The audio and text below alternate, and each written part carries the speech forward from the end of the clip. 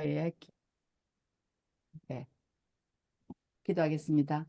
하나님 아버지, 분유하고 복잡한 세상 속에서도 또 우리의 마음을 정돈시키는, 그리고 하나님을 가까이 하는 말씀을 이렇게 또 대할 수 있는 시간들을 특별하게 저들에게 할애해 주셔서 감사합니다. 무엇보다도 하나님 백성의 특권인 하나님과 교제하는, 그리고 하나님을 더 알아가는 기도에 대해서 책을 통하여서 그동안 몰랐던 것들을 깨닫게 하시고 또 더 알아가게 하시니 감사합니다. 어찌하든지 간에 이 공부를 마치고 나면 지금보다는 더 기도의 사람이 되게 하시고, 그래서 하나님의 마음을 더 알아가고 기쁘시게 하고 내 자신도 하나님의 사람으로 성장하는 그런 역사가 있도록 주여 도우시옵소서. 또 직장에서 피곤하게 일을 하고 오신 분들 계시고 여러 가지 또 집안일 등등을 해서 지금 시간이 좀 피곤한 시간이겠지만 우리의 육체를 쳐서 복종케 하시고, 또 이런 말씀을 통하여서 들려주시는 하나님의 음성을 듣고 그리고 깨달음을, 그리고 하나님과 더욱더 친밀함을 누리는 귀한 시간 되도록 도우시옵소서. 피곤한 육신을 주님 앞에 내놓사오니 십자가 뒤에 감추시고 주의 성령께서 저희들을 주관하셔서 날마다 하나님의 말씀을 대할 때마다 세상과 나는 간 곳이 없고 구속한 주만 보이는 은혜를 허락하여 주옵소서. 마친 시간까지 함께 하시기를 원하고 이 모든 말씀을 귀하신 예수님 이름으로 드리옵나이다. 아멘. 아멘. 예. 오늘은 기도의 형태의 3장, 6부의 3장 이야기입니다. 3장 이야기인데, 그래서 찬가, 그러니까 이게 주기도문이, 그지? 주기도문이 하늘에 계신 우리 아버지여. 이래서 기도의 대상이 하늘에 계신 우리 아버지. 근데 그 기도의 대상은 아버지 하나님, 아버지 하나님이라는 하늘에 계시는 분. 그래서 초월자가 되시고 또 우리보다는 훨씬, 그러니까 만물의 창조주시고 주권이 다신다는 이거를 지난 시간까지 우리 공부를 했고, 이번에는 이게 지난 시간에도 잠깐 얘기했지만 그레엄 골즈워디 교수님이 일반적으로는 다르게 우리는 기도의 대상 하늘에 계신 우리 아버지여 이렇게 부르고 난 뒤에 그 다음에는 어, 이름이 거룩히 여김을 받으시오면 나라 임하옵시며 뜻이 하늘에서 지금까지 땅에서 이루어지게 돼서 하나님에 대한 간구로 이렇게 생각을 했는데, 여기는 독특하게 찬가라에서 이름이 거룩히 여김을 받으시오며 하고, 그다음 나라에 임하옵시며 뜻이 하늘에서 이룬 것 같이 땅에서 이루어지다는 일반적인 간구로, 그러니까 하나님 나라와 하나님을 위한 기도랑, 그다음에 밑에는 일용할 양식을 주시고 죄를 사하여 주시고 시험에 들지 말게 하시고는 구체적인 간구, 그리고 나중에 성령, 이런 식으로 되어 있습니다. 뭐 특별하게 그다음에 찬가에서 이름이 거룩히 여김을 받으시오며, 그 hallowed be thy name이지, 그지? 영어로는 hallowed be thy name인데 hallow란 말이 일반적으로는 잘 안 쓰이는데 이게 주기도문에서 나오는 말라서 거룩하게 하다, 거룩한 것으로 존경하다는 의미인데, 여기에서 지금 마귀란 놈이 참 못된 짓을 하는 게 이 단어의 의미를 희화화합니다. 그러니까 쉽게 말하면 단어의 원뜻을 이렇게 뭐랄까요? 그 의미를 다르게 만들어 갖고 그러니까 거룩한 헬로우라는 게 거룩한인데 헬로윈 해갖고, 이게 미국의 그 서양 귀신의 날이잖아요. 이게 어째 우리나라에 들어갔고 그 작년에 그 이태원 참사가 일어나는 헬로윈. 그런데 이런 것들이 마귀의 전략입니다. 그래서 2002년도에 월드컵 할 때 붉은 악마. 악마하면 우리는 다 이렇게 무서워하고 싫어했고 기피 대상이었는데, 이 붉은 악마하고 막 머리띠가 돼갖고 우리 곁을 갖고 오게 하고, 그래서 레드 데블 이라면 전혀 무섭지 않은 존재. 그다음 마약은 정말 그제 우리나라가 이제 마약 청정국이 아니지. 그런데 맛있다고 손이 자꾸 가요, 손이 가요 하는 것은 마약 김밥이라는 이런 식으로. 그래서 전라도 어디에는 초등학생인가 중학생인가 누가 그 시장에다가 그 마약 김밥이라는 소리 좀 쓰지 말자고 해갖고 전주인가 어디에서는 이 마약 김밥이라는 이름을 안 쓴다 하더라고요. 그러니까 마약의 그 무서움에 대해서 모르고 그냥 손이 가고 땡기는 걸로 이런 식으로 해서 이게 뭔가 하면 말에 그 혼이 깃들거든요.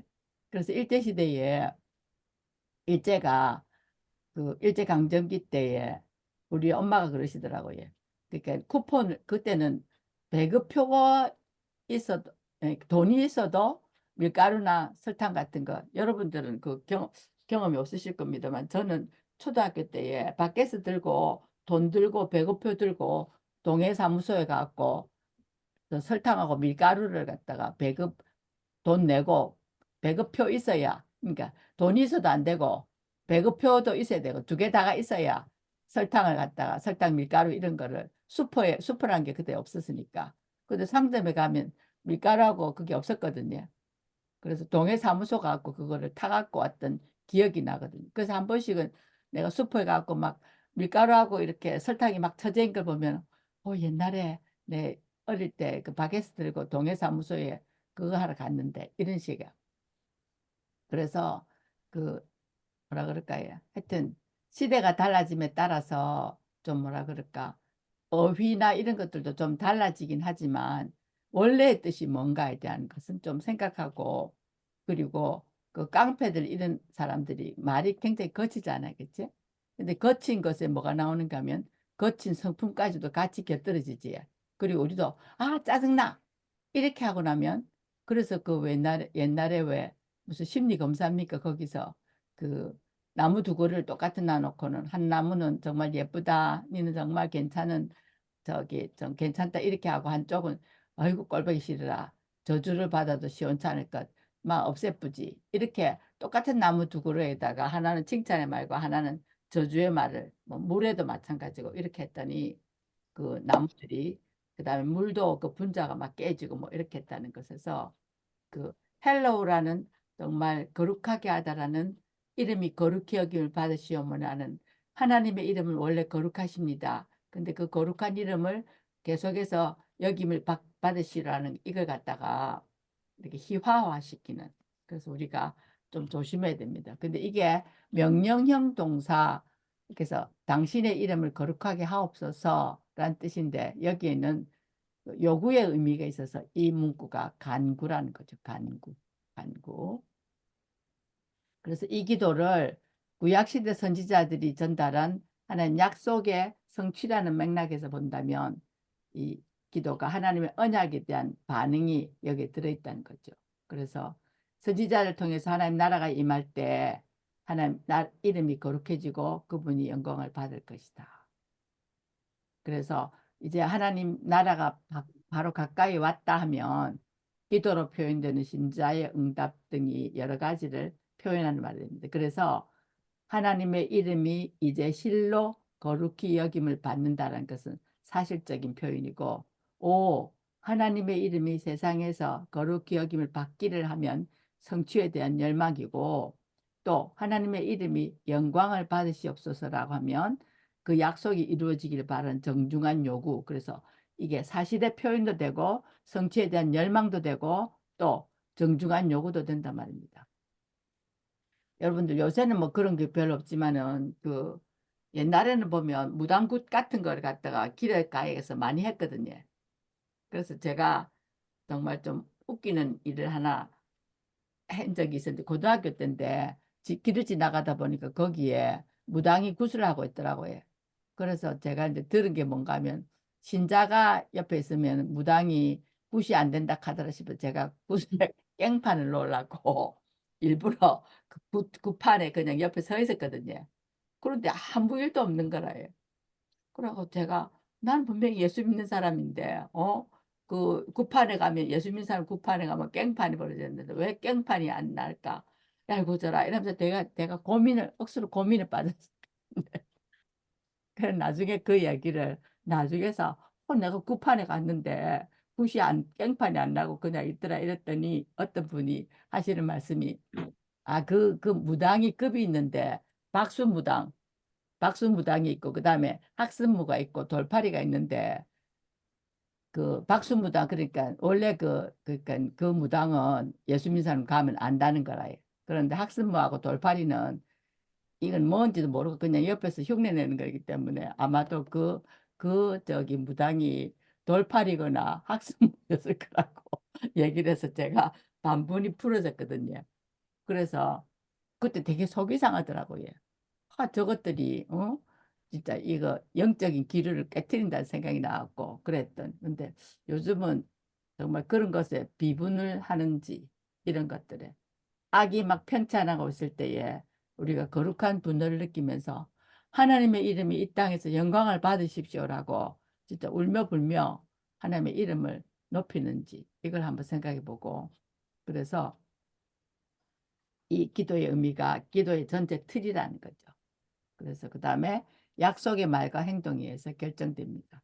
그래서 그 다음에 이 일반적인 그 간구가 나라의 임하옵시며 했잖아요. 그지? 그래서 일반적인 간구를 우리는 세 개로 안 하고 두 개로 했기 때문에 두 개 중에 하나가 나라의 임하옵시입니다.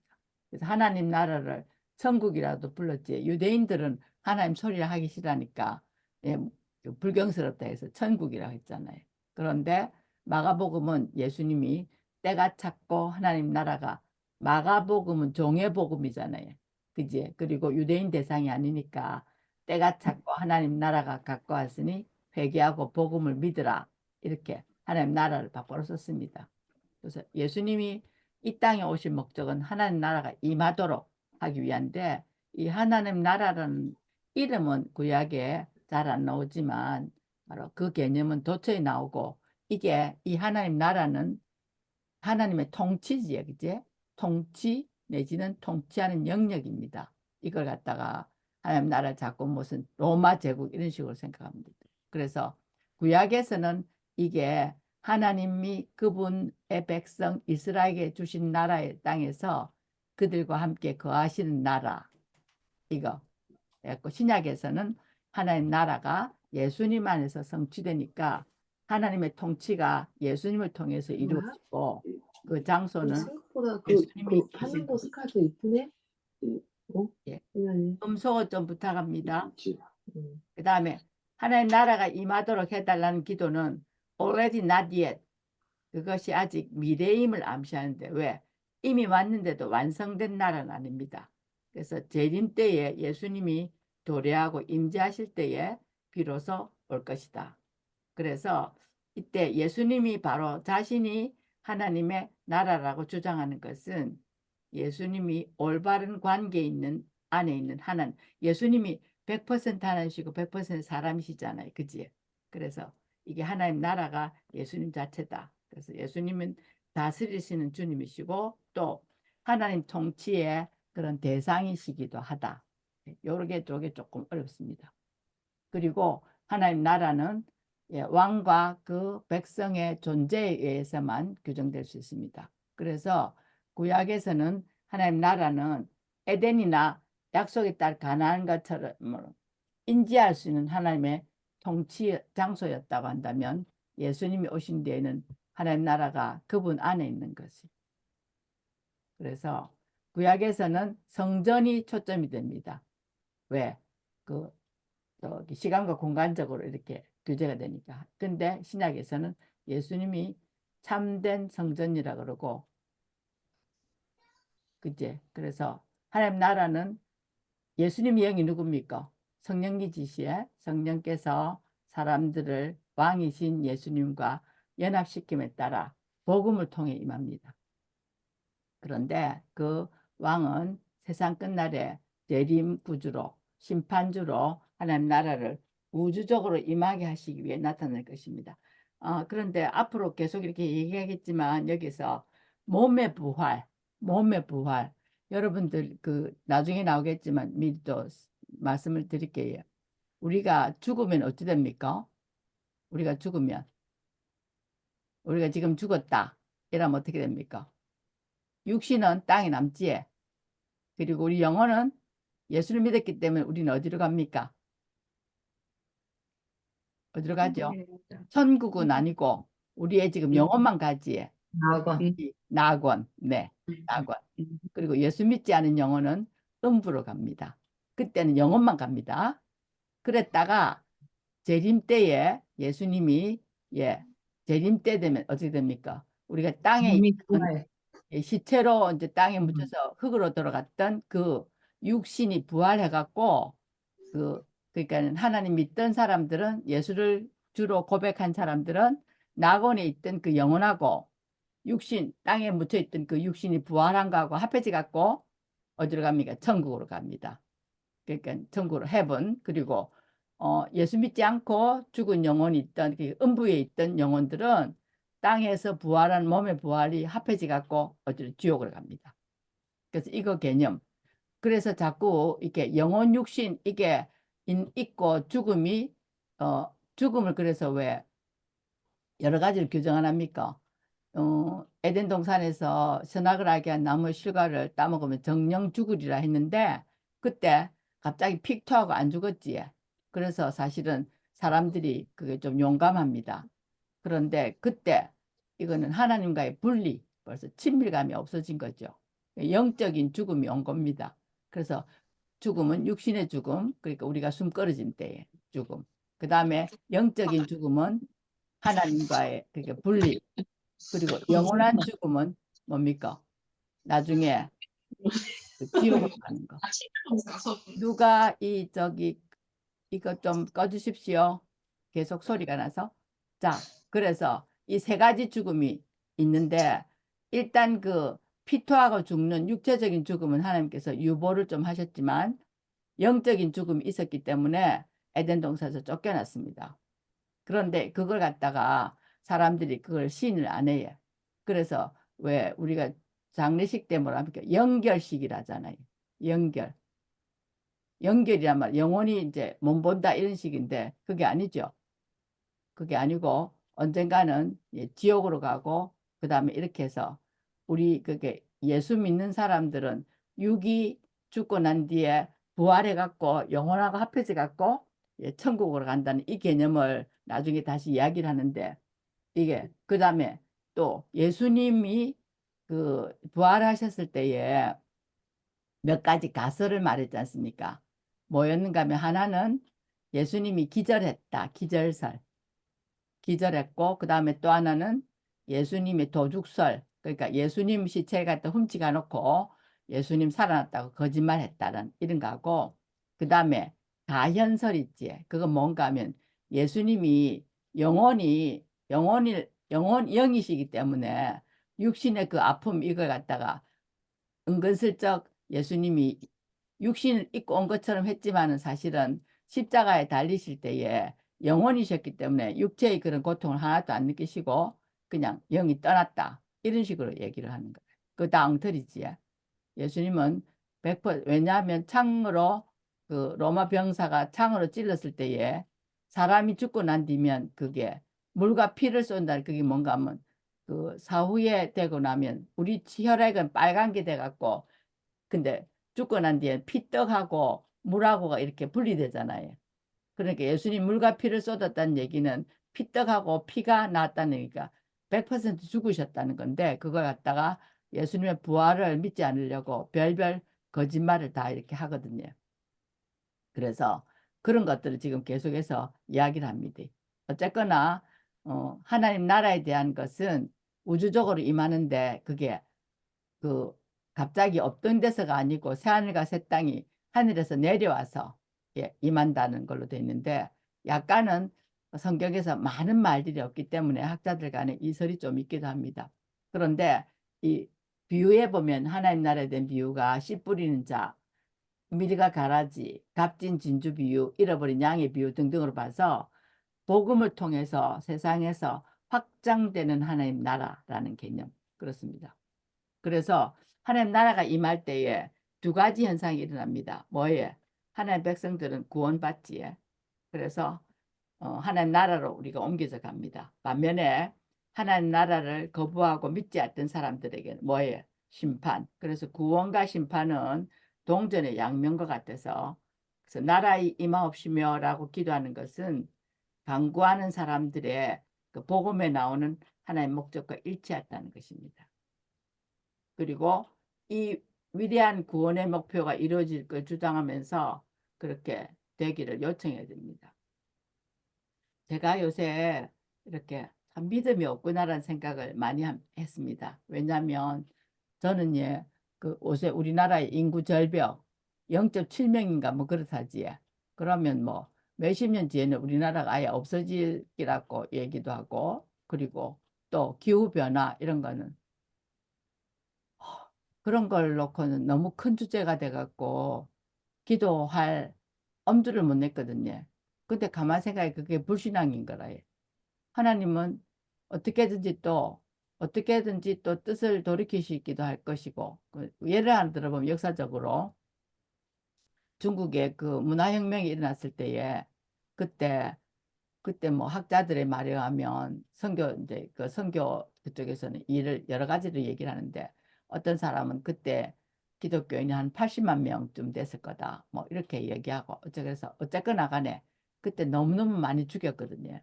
기독교인들 죽고 그다음에 또 선교사들은 쫓아내고 뭐 이렇게 해서 이제 중국 땅에서 그 예수 믿는 사람은 씨가 말랐을 거다 이렇게 했는데, 나중에 또 뚜껑을 열어보니까 1억에서 1억 5천만 명, 뭐 3천만 명이라는 말도 있고, 어쨌거나 그게 믿음의 질이 신천지도 들어가 있고 막 오만 때만기 다 들어가 있어 갖고 잡탕이긴 한데, 그러니까 우리가 왜 지하교회 성도들은 괜찮은 것 같은데 지하교회도 엉터리가 많고 또 삼자교회도 100% 엉터리는 아니고, 어쨌거나 간에 80만 명이니까 죽었을 거다고 생각했던 게 나중에 뚜껑을 열어놓고 보니까, 그래서 지금 전 세계에서 기독교인 숫자로 따지면 단일 국가로서는 최고가 중국입니다. 중국이 1억에서 1억 5천만 명이 기독교인이라거든요. 근데 인구가 13억인지 15억인지 모르잖아요. 그지? 그 나라는 그거 저 뭡니까? 호적에 안 올린 사람들이 엄청 많으니까. 그래서 어쨌거나 그러니까 사람들은 복음이 그 핍박에 의해서 무너졌을 거다 이렇게 생각했는데, 뚜껑을 열어보니까 아니라다. 그래서 이북에도 저렇게 철권 정체를 펴고 있는 저 김일성이 저 3대로 내려오는 저것들이 그렇게 복음을 갖다가 잡아먹을 듯이 하는데, 뚜껑을 열어보면 얼마일지 모르는 일이지. 그래서 뭐 어떤 근거에서 나오길지 모르지만 최소한도 30만 명은 될 거다 이런 얘기를 하는데, 모르지 더 될란지. 어쨌거나 그래서 자꾸만 우리는 뭐 저 김일성의 저 김정의 저거 인간 저거 말똥 저거 갖고는 안 될 거니까 북한에 대해서 또 통일에 대해서도 우리가 별로 생각 안 하고, 뭐 통일되면 오히려 뭐 귀찮지 뭐 이런 식으로 해서 기도 안 하고 가는. 그래서 하나님은 분명히 그 불의한 그 저기 정치 권력 밑에서 핍박을 당하고 있는 주의 백성들을 옆에서라도 거들어서라도 위해서 기도하라고 하는데 기도하지 않는 것. 그래서 저도 최근에 무슬림의 어떤 그런 악독한 무슬림들이 막 핍박하는, 그리고 특히 명예살인 이렇게 해갖고 하는 거 앞에서 복음이 쪽을 못 쓸 거라고 생각했는데 또 아닌 경우들 이렇게 해서 참 믿음이 없다. 내 기도가 정말 표피적이고 천박하구나라는 생각들을 많이 하게 됩니다. 어쨌거나 하나의 모든 약속이 주기도문에서 성취가 될 것이라는 것을 분명히 말을 하고 있고, 그 다음에 하나님의 뜻이 하늘에서 이루어진 것 같이 땅에서도 이루어지다. 그래서 하나님의 목적은 좌절, 그러니까 뜻은 하늘에서 하나님 뜻이 다 이루어졌잖아요. 그치? 땅에서도 결코 좌절될 수 없다. 그러니까 이사야서 55장에 보면 내 입에서 나가는 말도 이와 같이 헛되이 내게로 되돌아오지 아니하고 나의 기뻐하는 뜻을 이루며 내가 보낸 일이 형통함이니라 하는 말씀에서 보면 은혜 언약의 성격을 간결하게 나타내고 있습니다. 그래서 하나님의 뜻을 아무도 막거나 더럽히거나 전복할 수 없고, 결국 이 강구는 또 하나님의 계획과 목적에 부응하는 것이기 때문에 하나님의 계획과 목적에 부응하는 기도는 잘 들으시거든요. 그리고 이 강구를 할 수 있는 이유는 선지자들을 통해서 주어진 하나님 약속들에 상세히 나와 있으니까, 약속들이 보장되어 있으니까 우리가 기도할 때에 하나님께서 그걸 들어 응답하신다는 거예요. 그리고 또 이때 우리가 기도를 통해서 하나님의 말씀의 능력에 참여하게 되는 것입니다. 그래서 또 강력한 행동에도 참여하는 것이 돼서 기도가 정말 이렇게 우리가 꼭 해야 될 일 중에 하나고. 근데 그 왜 우리가 입살이 보살이라는 소리 하지. 그래서 그 왜 그 막 이렇게 내가 일하다가 뭐 떨어질 거 아이가 뭐 이런 식으로 하면 그 말 취소해라 뭐 이렇게 하면서 그 어쩌 저 입 저 방정 이러면서 왜 하는데 그 무의식적으로 자기에게 있는 그 뭐라 불안함 이런 것들이 입으로 나오잖아요. 그래서 그 말이 정보를 제공한 이상의 어떤 힘이 있다는 거죠. 이걸 스피치 액트에서 화행 이론이라고 한답니다. 그런데 어쨌거나 말이 그 다양한 의도에서 나오는데 그 말에 따라서 다양한 결과도 나온다는 거죠. 그래서 우리가 진실한 마음으로 하늘에 계신 우리 아버지여 이름이 거룩히 여김을 받으시오며 이렇게 그걸 주문이 아니고 우리가 뭐 마치는 시그널이 아니라 진짜 간구로 이렇게 기도하다 보면 하나님께서 그걸 들으신다는 얘기지. 근데 우리가 믿음이 없습니다. 그 다음에 복음에 대한 반응으로 복음이 성취되기를 바라는 간구로 해서 하늘에서 이루어진 것 같이 해서 여기 보면 하늘과 땅이 엄청 이렇게 완전히 철저히 구분된 것을 볼 수 있습니다. 그래서 하늘에서는 그러니까 하나님과 천사들의 영역인 하늘은 철저하게 하나님 뜻대로 이루어지고 있잖아요. 그러니까 땅과 그 안에 있는 것을 새롭게 해달라. 그래서 구약에서는 선지자들 통해 약속하신 날, 바로 그 주의 날. 그래서 그 날은 하나님이 최종적으로 새 하늘과 새 땅을 가져오기 위해 행동하시는 여호와의 날입니다. 그런데 그것이 하나님 나라가 이미 왔는데 아직 완전히 오진 않았습니다. 이미와 아직의 차이는 복음이 세상에서 역사하시는 방법입니다. 그래서 복음을 선포를 통해 세상 전역에 퍼져나가긴 하지만 우리가 죄성에서 완전히 해방되지 않아서 성화를 향해서 달려가고 있지만 우리가 믿는 것과 아는 것이 하나 되어 예수 그리스도 장성한 분량이 충만한 때까지 자랄 거다. 이래서 우리가 성화를 하다가 이렇게 끝내지지, 그치? 그런데 재림 예수께서 오시면 하나님 나라가 이 땅에 완벽하게 나타날 것이고 그 나라에 반대되는 모든 것은 다 진압되고 멸망할 것이는 지나겠지, 그지? 그래서 이 간구는 우리를 포함한 모든 하나님 백성이 영광의 소망을 바라보며 살게 해달라는 간구입니다. 근데 여러분 요새는 이런 사람도 잘 보기 힘든데 왜? 너무나 천국 지향적이 되어서 이 세상에서는 아무 쓸모도 없는 사람이 될 수 있습니까? 없습니까? 이게 1세기에는 그게 좀 가능했습니다. 뭔가 하면 우리도 가능했지. 뭐였는가 하면 왜 1990 몇 년이었습니까? 다미선교회.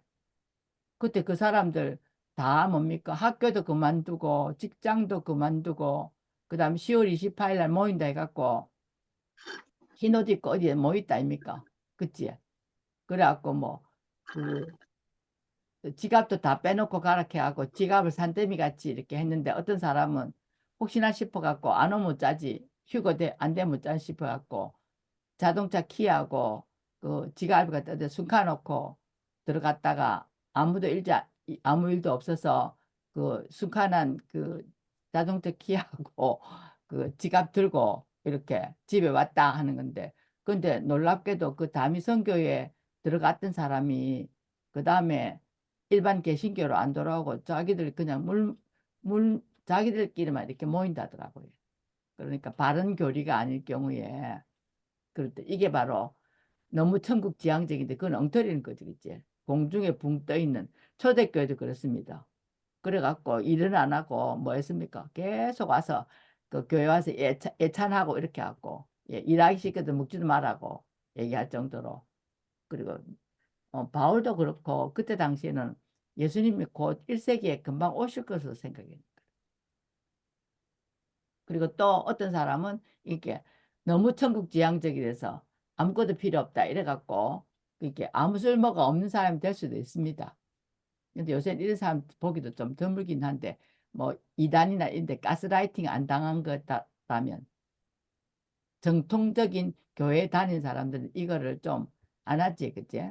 그러니까는 내일 모레 재림 예수 오실 건데 뭐 한다고 집을 살 거고 그 다음에 또 뭐 한다고 학교는 댕길 끼고 뭐 한다고 직장은 댕길 끼고 그냥 교회 와서 기도하고 말씀 보고 일하면 되지 이래갖고 다 팽개치는 거 그거 잘 안 하잖아요. 정통 우리 기독교인들은. 근데 또 한편으로는 몸은 죽어서 쓰레기처럼 버리고 불멸의 영혼만 천국에 간다. 근데 이거 아니지, 그치?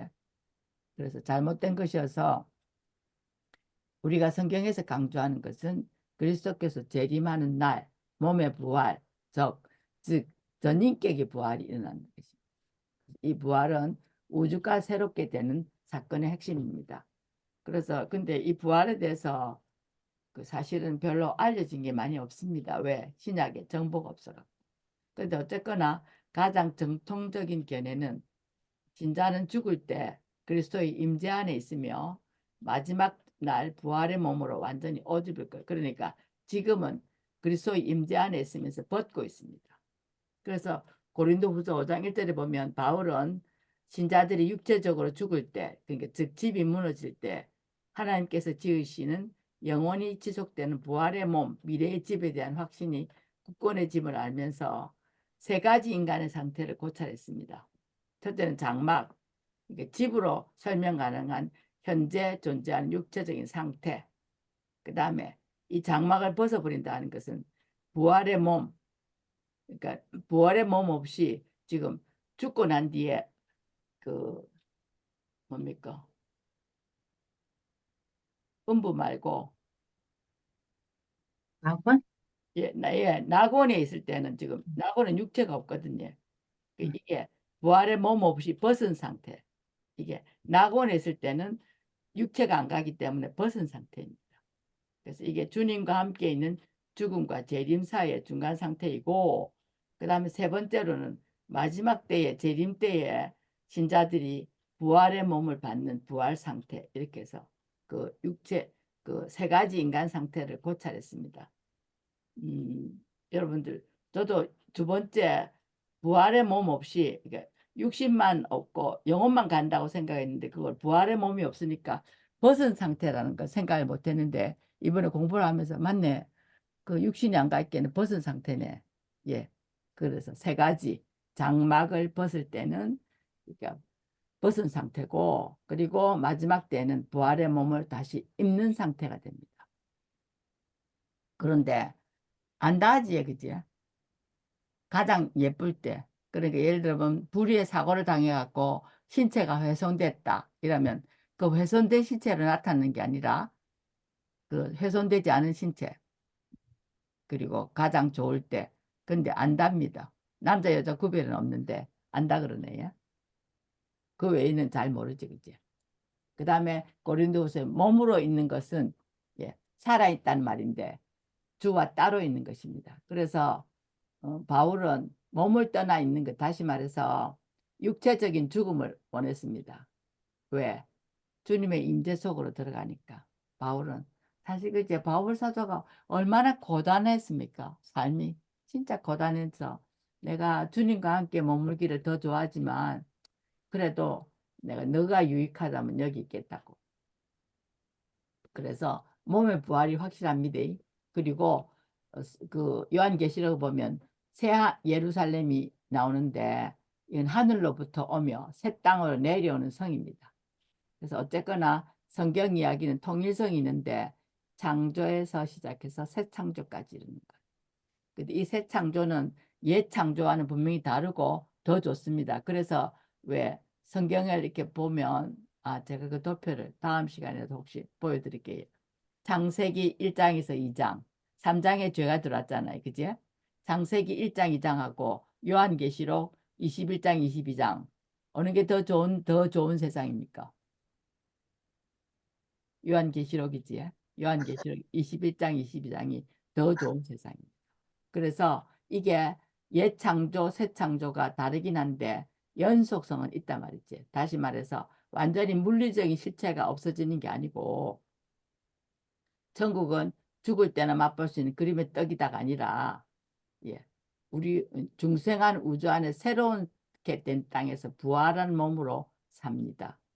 그리고 육체를 멸시하지 않습니다. 그래서 우리도 요새 근데 너무 먹방이 많아갖고 이건 좀 문제가 되는데 무엇을 먹을까, 무엇을 마실까, 무엇을 입을까라고 그 보면 왜 텔레비에서 그 말라 그래 그 비싼 그 뭡니까 아파트 그것도 비주고 하는지 난 저걸로 말라고 비주는 거 이래 싶은데 그래 괜히 그지 아파트도 없는 사람들 더 뭐랍니까 더 좌절감을 맛보도록 그렇게 뭐 뷰가 있으면 뭐하며 없으면 뭐 할 건지 제가 그 해운대 근처에 어디에 80 몇 평 되는 70 몇 평인가 80 몇 평 되는 그 집에서 세미나를 한 데서 제가 그 일주일을 간 적이 있었거든요. 가보니까 그 집이 거기서 23층이었는데 막바로 삼면이 그거는 그 저기 삼면이 우리는 보통 경우에는 보면 앞뒤에 이렇게 하고 옆면은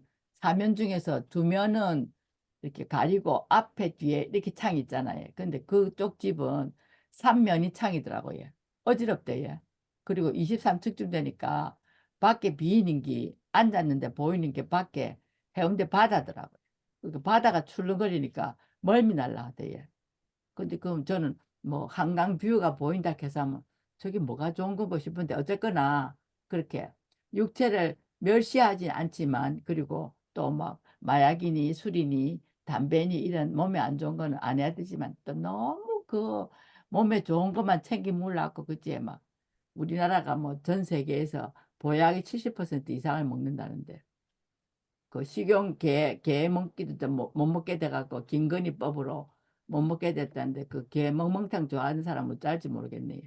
어쨌거나 그지. 그래서 육체가 껍데기로 폐기되는 것은 아닙니다. 새롭게 영광스러운 몸으로 부활될 것이니까 이렇게 물질적인 딸 또는 우주 이렇게 멸시하지 않아야 됩니다. 왜냐하면 피조물이 인간의 죄로 해서 고통을 받게 됐는데 이 피조물도 결국은 궁극적으로 종노릇한 데서 바라는 것은 피조물도 썩어짐의 종노릇한 데서 해방되어 하나님 자녀들의 영광의 자유 이루는 것을 소원을 하고 있거든요.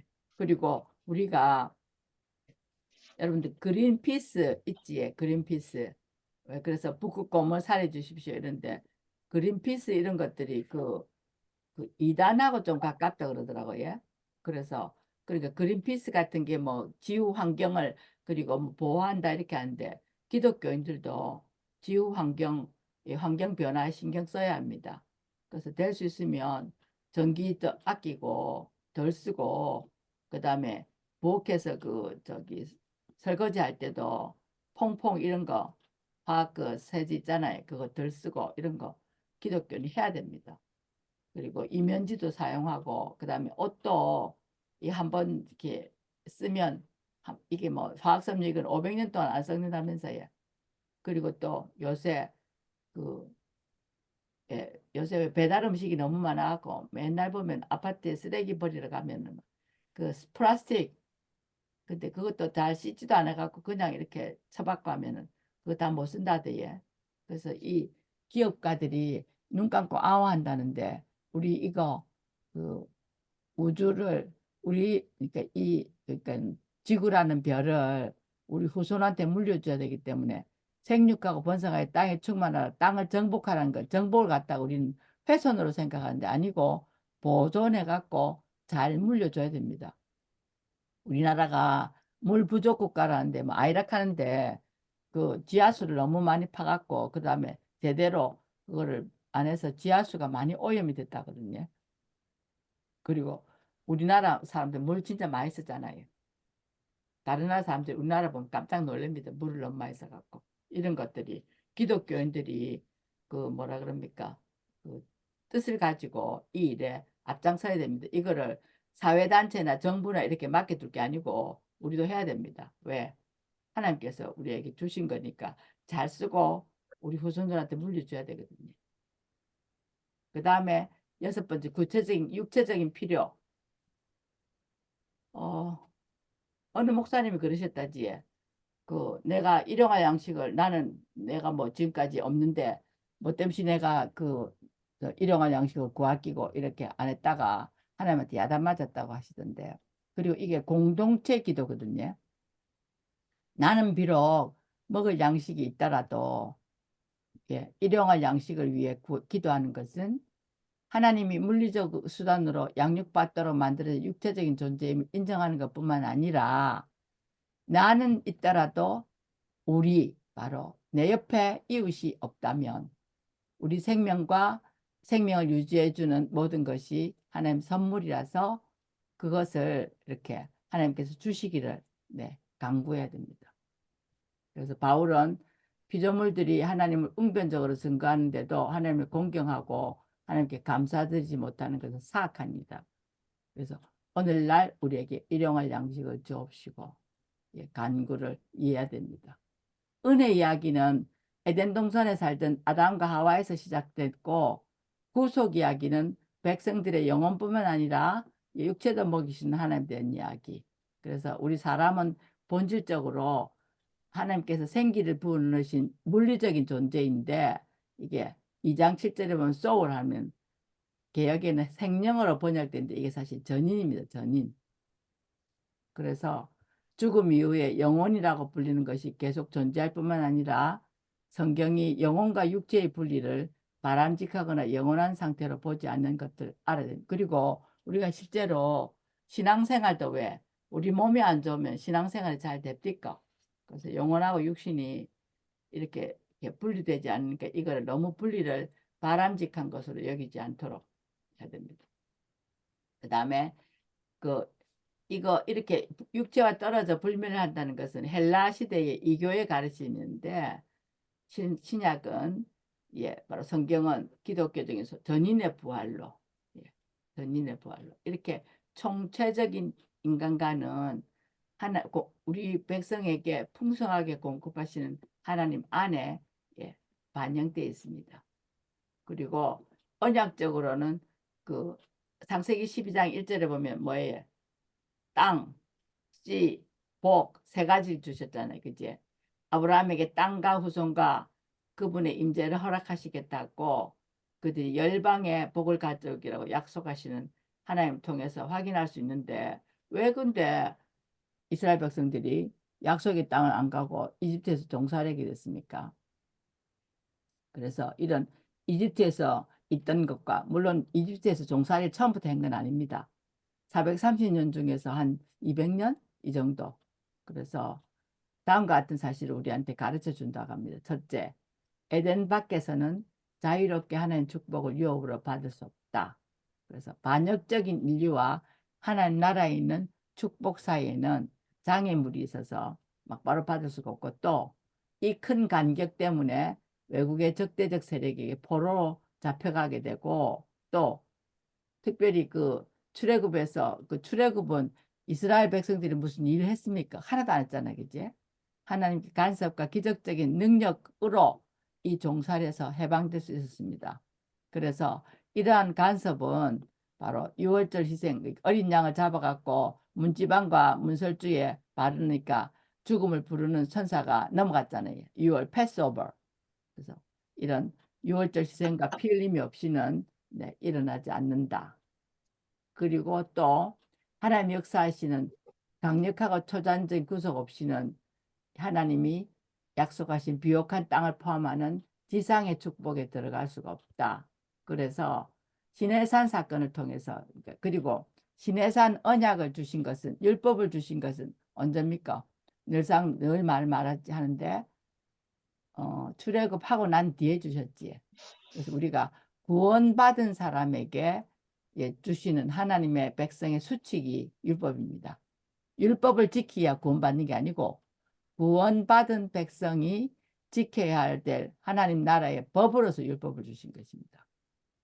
그래서 시내산에서 주신 하나님의 말씀은 그러니까는 구속받은 백성들의 삶을 조직하게 하고 또 하나님 나라가 여전히 미래에 속하기 때문에 아직 죄성을 가지고 있는 백성들은 오직 은혜로 산다는 사실을 말하고 있습니다.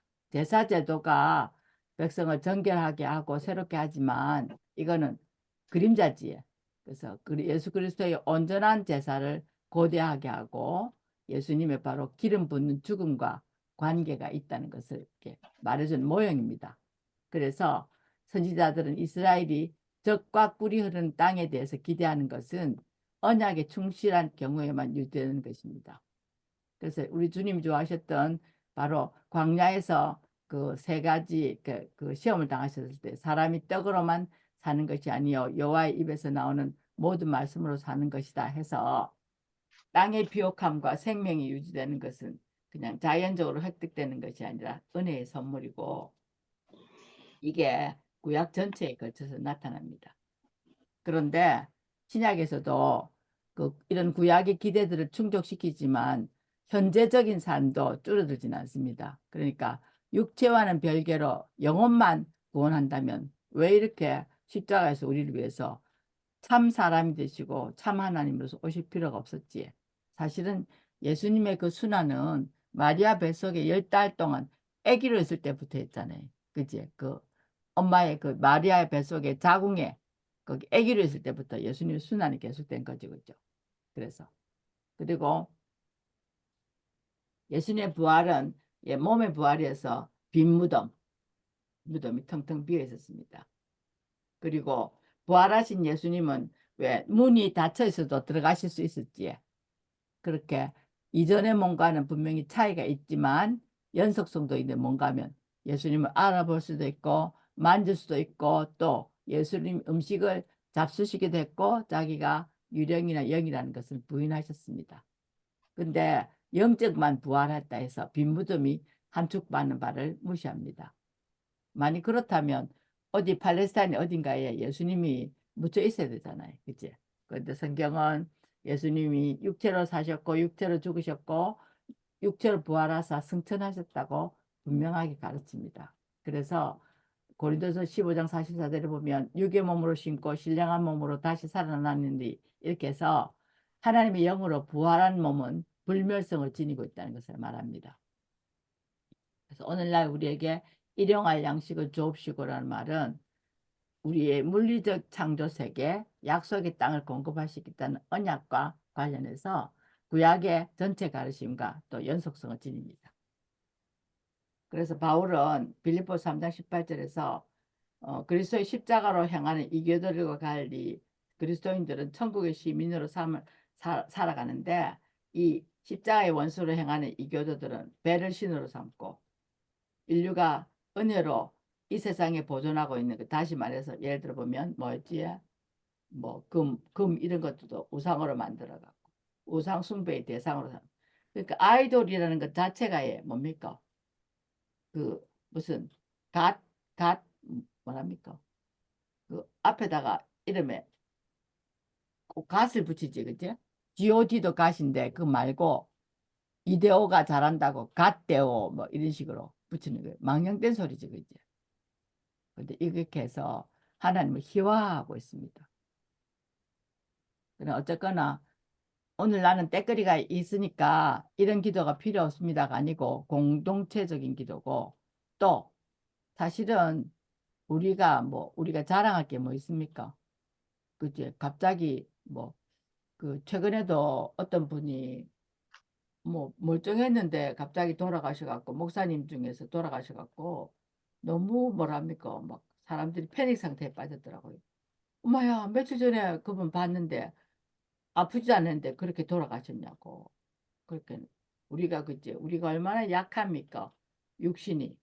그러니까 이게 뭐 사지백체 오장육부 이거 다 제대로 돌아가는 거 이런 것들도 하나님 은혜에 전적으로 의존하는 것이니까 이 모든 것들을 위해서 우리가 기도를 해야 됩니다. 육체의 필요를 위해서도 기도해야 되고 그 다음에 하나님으로부터 땅에 좋은 것들을 선물로 받는데 우리만 쓸 게 아니라 어째 됩니까?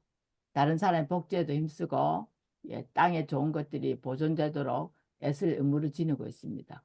그러니까 사실은 불신자들이 신자 덕보고 살지. 왜?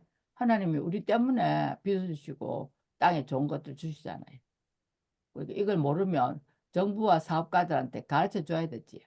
그러니까 왜 지금도 해결되지 않은 그 뭡니까 가습기 사건 이런 거. 그 가습기 사건 그거 뭡니까 저 깔끔 뜨는 사람들이 그랬잖아요. 그지? 가습기 이래갖고 그 아이들이 평생을 그 뭡니까 인공호흡기 달고 살아야 되고 생태학 환경보호 그래서 왜 또 뭡니까 언젠가는 그 왜 임신하니까 입덧이 너무 심하니까 그 입덧을 깔아앉힌다고 약을 갖다 먹었는데 그게 결국 아이로 하여금 그 저기 닉 부이지치 같은 경우 그렇게 기형아를 낳게 하는 이런 거. 그러니까 뭐가 좋은지도 지금 모르지, 그지? 그리고 지금 모르긴 하지만 AI 이런 것들이 앞으로 어떤 진짜 나쁜 짓을 벌일는지. 그래서 우리가 이런 것들에 녹색 운동가나 자연 숭배자들한테 맡겨두면 안 되고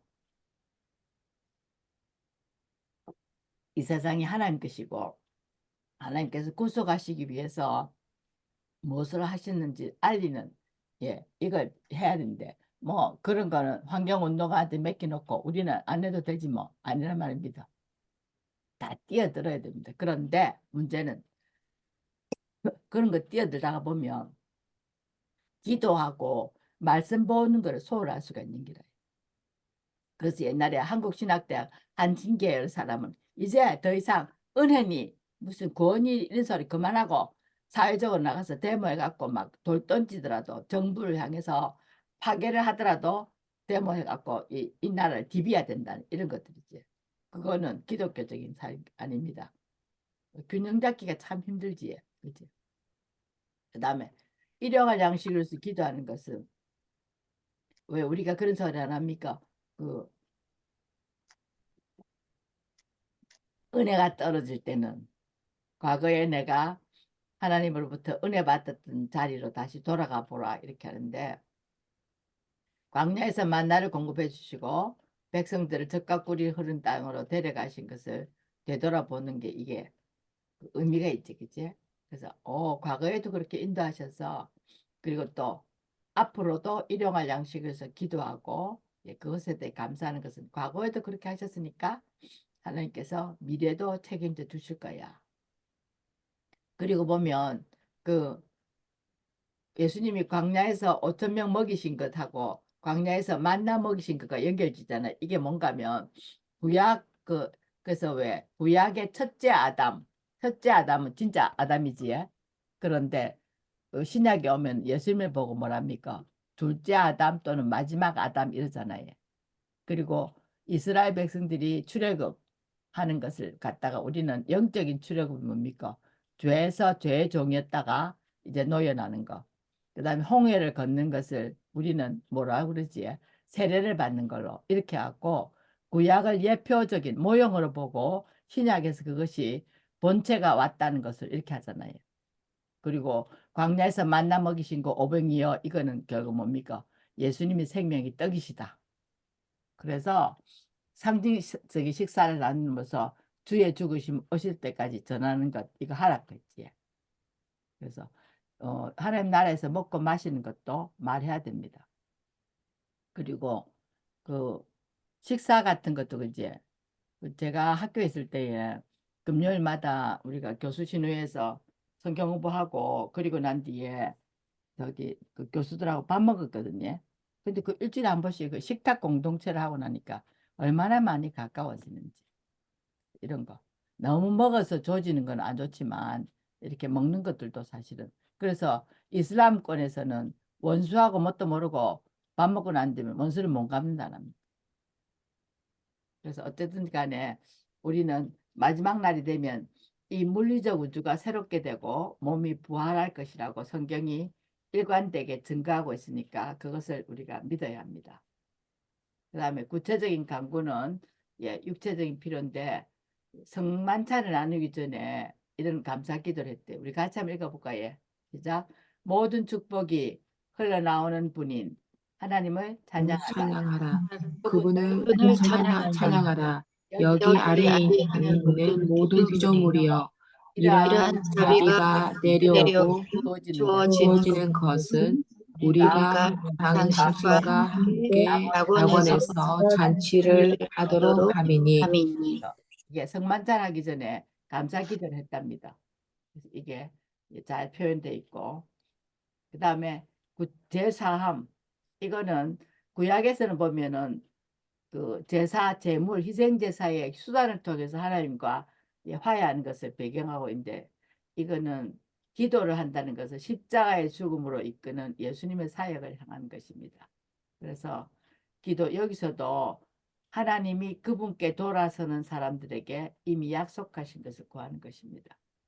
근데 이게 주기도문이 거기 솔로몬이 왜 성전 봉헌할 때 보면 저 이방 땅에서 어쩌고 저쩌고 이렇게 해서 그 솔로몬의 기도에 보면 주기도문하고 내용이 많이 비슷하더라고요. 그래서 하나님은 이스라엘 택해서 온 세상에 복이 되게 하셨습니다. 그리고는 이 복은 궁극적으로는 유대인, 비유대인, 그러니까 할 것 없이 다 모든 백성을 위해서 메시아가 되신 아브라함과 다윗의 자손 예수님을 통해 이미 있었습니다.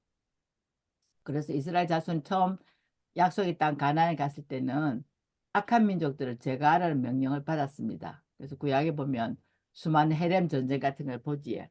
하지만 정복 전쟁이 이스라엘의 최종 임무는 아닙니다. 이스라엘은 악한 민족을 진압한 뒤에 주변 나라에게 빛이 되어야 됐습니다. 슬프게도 이 이스라엘이 빛이 되어야 될 긴데 빛과 소금의 역할을 못해갖고 다시 말해서 하나님 사랑을 갖고 세상에 나가지 못해서 우리에게 하나님 백성에게 위임된 세상에 나가는 것을 못하니까 예수 믿는 사람 더 욕을 듣는 거예요. 그래서 그리스도인들은 온갖 기회를 활용해서 하나님 사랑을 널리 전해야 됩니다. 그래서 많이 퍼줘야 되고 또 참아야 되고 이런 것.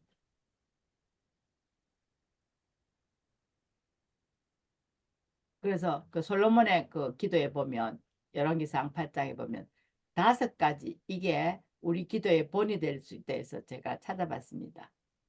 그래서 솔로몬은 하나님이 임재해 주시기를 기도하고 하나님 뜻을 행하려는 마음을 주시도록 또 하나님 법도와 율례에 순종할 마음과 능력을 주시도록 기도하고 매일의 필요를 돌봐 주시도록 그리고 온 세상에 하나님 나라가 전해지도록 이 기도 주기도문하고 마야 비슷합니까? 닮았지? 그래서 구약과 신약이 결코 떨어지는 게 아니고 이렇게 해서 교회와 가정을 위해서 기도하면서 하나님께 이와 동일한 요청을 드릴 수 있어야 됩니다. 예수님은 성전이 기도하는 집이 되어야 되기 때문에 옛 성전을 깨끗하게 하셨습니다. 근데 예수님은 바로 기도의 의미를 부여하는 새 성전 되십니다. 솔로몬의 기도에서도 회개하고 하나님께 돌아서는 것이 주로 강조되듯이 죄 사함은 하나님의 자비와 조화된 정의와 의에 근거하고 있어서 우리에게는 하나님 우리 자신 노력으로는 아무래도 하나님의 의를 만족시킬 수 없기 때문에 주의 자비가 우리에게 필요합니다. 긍휼한 얼굴빛을 우리에게 비추어 주십시오. 이렇게 죄 사함을 위한 기도를 해야 되고 또 근데 이게 어려운 거는 우리가 다른 사람의 죄를 용서해 주는 것과 결부되어 있습니다. 그러니까 우리가 하나님과 진정으로 화해하기 위해서는 기꺼이 다른 사람을 용서하는 것이 포함되어 있어야 됩니다. 그래서 왜 만달란트 빚진 청함을 그걸 빚을 탕감받은 사람이 100데나리온 빚진 사람을 잡아넣는 게 이거 안 된다는 거지. 그래서 용서하지 않은 종에 대한 예수님 비유를 하면서 하나님께 엄청난 죄의 빚을 졌음에도 자비를 받는데 우리가 다른 사람이 내한테 지은 거는 아무것도 아니니까 하나님의 용서를 받았다는 표시로 우리도 다른 사람에게 용서를 해야 된다. 그래서 특히 우리의 마음을 상하게 한 사람이 그리스도인 형제나 자매일 때에 그런 확신은 더욱더 생생하기 때문에 우리 왜 그런 거 있잖아요. 그 제가 고등학교 다닐 때 내 짝지가 있었는데 그 짝이하고 어떻게 싸웠어요. 그랬더니 이 짝지가 나는 한번 싸우면 끝이다. 이래갖고 그만 그때부터 그 말을 안 했어요. 그래서 치 그러면서 나도 몇 번 이렇게 야야 그거 하자 화해하자 했는데도 말을 안 듣게 뭐 그럼 치아프라 이래갖고 이제 그러니까 그 분단이 이렇게 있는데 한 줄씩 옮겨가니까 이쪽 그 짝지 오른쪽 짝지 왼쪽 짝지가 있는데 그 말 안 하는 가 짝지하고 될 때는 되게 거북한 거라요. 그런데 또 다른 짝지는 또 괜찮으니까 뭐 그러고 있다가 그 뒤에 아주 몇십 년 지나갖고 우연히 그 아이를 갖다가 그 동창을 갖다가 동창 연락처를 받아갖고 제가 한번 연락을 한 적이 있었거든요. 그랬더니 그냥 뭐 시큰둥하고 지나가고 그냥 그때 우리 싸웠지. 그래갖고 말 안 했는데 뭐 이러니까 지도 잊어버리고 있더라고요. 그래서 나중에 한번 그걸 하긴 했지만 그 세월을 갖다가 그냥 친하게 지낼 수 있었는데 그 세월을 놓쳤다는 생각을 했었습니다. 어쨌거나 하나님께서 나를 용서해 주셨으면 그러니까 만일 용서가 안 되면 어째 됩니까? 기도해야 되지. 그지? 하나님, 내가 저 사람 용서가 안 된대. 근데 용서가 이랍니까? 제가 예수전도단에 가서 배운 바에 의하면 용서는 이제 70번씩 7번씩이라도 용서하라는 거. 이게 7은 완전수잖아요. 이게 70 곱하기 7하면 490번인데 490번은 용서하고 491번은 용서 안 한다. 이게 아니고 완전히 끝날 때까지 용서되는데 한 번씩 뭡니까? 또 부해가 또 나지. 치, 내가 뭐 지한테 뭐 잘못했다고 이렇게 할 때 그때마다 하나님 제가 용서할 수 있게 해달라고 여러 번 간구해야 됩니다. 용서가 자꾸 우리가 이래라고 생각하기 때문에 안 돼. 용서가 이래 아닙니다. 특히 마음의 상처를 엄청 준 사람은 진짜 용서하기 힘들어서 막 나중에는 그걸 하대요. 그 용서를 하려니까 자기 의지에 그게 안 되니까 사람이 보면 너무 가쁘더라고요. 기가 너무 답니까? 그러고 난 뒤에 막 그래서 그때 막 기도하는데 그 저기 다른 저는 방언을 못 하니까 다른 분들이 방언을 하면서 그 완전 기가 너무 가쁜 그 자매를 갖다 이렇게 기도를 막 하고 있으니까 나중에 깨나더만 자기 회개하고 용서했다더니 그리고 난 뒤에 갑자기 일나더만 나비같이 춤을 추대요. 그러면서 와 이렇게 가볍고 좋은 걸 왜 진작 안 했을까 이러면서 그 자매가 굉장히 그 상처가 되게 많은 사람이었어요. 그래갖고 팔남매인가 이 중에서 하여튼 엄청 상처가 많았는데 그 너무 이렇게 억울해 갖고 자기가 그 억에 넘어갖고 기절같이 해가 있더만은 결국 성령께서 시키시니까 순종하고 내가 용서한다 이러더니 일나갖고 춤추는데 지금도 지금 20년도 넘었는데 그게 지금 선하거든요 눈에. 그래서 우리가 이렇게 그 용서가 안 되면 계속 하나님께 우리가 하나님 저 사람 내가 용서가 안 되는데 어쩌면 좋습니까 해갖고 용서를 해야 됩니다. 그리고 자꾸 그렇게 할수록 예수님 닮아가는 거지, 그지? 그리고 우리를 시험에 들게 하지 마시고 다만 악의 수가 없어서. 근데 이 시험이란 단어가 우리는 이거 갖다 시험이란 단어가 우리는 시험인데 이게 영어로는 temptation, 유혹이란 말도 있고 또 한쪽에는 테스트란 말도 있잖아요. 근데 이게 같은 뜻이라거든요, 헬라어에. 그래서 시험에서 통과하면 이게 진급이 되는 게 이게 테스트고 시험에서 떨어지 갖고 잘못되면 이거는 템테이션 되는 거예요. 우리를 시험에 들게 하지 말고 하셔서 시험에서 넘어가면 진급이고 아니면 떨어지면 유혹이 됩니다. 이걸. 그래서 주님에 대한 믿음을 저버리라는 압력들에 직면해서 굳게 서야 한다. 그래서 욥기에서 하나님이 그 사탄이 욥의 신실한 경건과 기초에 도전을 가할 때, 예, 그 욥을 시험할 것을 허용하셨습니다. 근데 엄청 고난의 형태를 띠었지. 하지만 욥이 궁극적으로는 승리가 되잖아요. 그리고 스가랴의 환상에 보면 사탄은 대제사장 여호수아를 참수합니다. 그때 여호수아가 더러운 옷을 입고 나타났는데 이게 뭡니까? 그 백성의 더러움을 나타내는 거지, 그치? 그래서 사탄이 아이고 저기 어떻게 백성 앞에서 받아들여지겠노? 뭐 이렇게 할 때에 대답이 깨끗해져야 됐다. 바로 죄가 사해졌다. 깨끗한 옷을 입었다. 그래서 깨끗해진 대제사장직은 위대한 대제사장이신 예수님의 정결하고 더럽혀지지 않은 사역을 가리킵니다.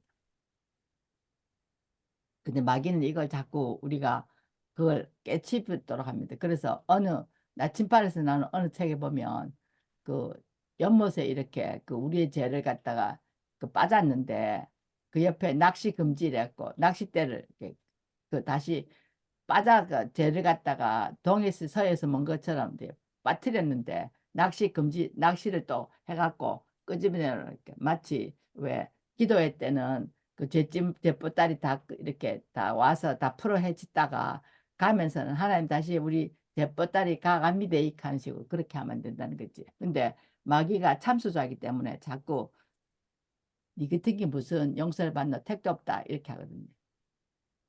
그때 그 정죄에 넘어가면 안 됩니다. 그래서 복음서의 핵심은 근데 여기서 여러분들 그거 저는 얼마 전에 알았는데 예수님이 하나님의 아들이신 것을 삼위 하나님이 그 증거하셨잖아요. 삼위 하나님이 동시에 나타나서 이제 세례 받으셨을 때 이는 내 사랑하는 아들이요 내 기뻐하는 자라. 그런데 그렇게 영광스러운 아들로 선포되고 나자 뭐가 있습니까? 마귀가 시험했습니다. 그래서 우리가 선줄로 생각할 것은 넘어질까 조심하라고 하나님의 아들이라고 승인의 말씀이 하늘에서 나오고 또 누가복음에 보면 왜 예수님의 그 계보가 두 개 나오잖아요. 마태복음에는 그지?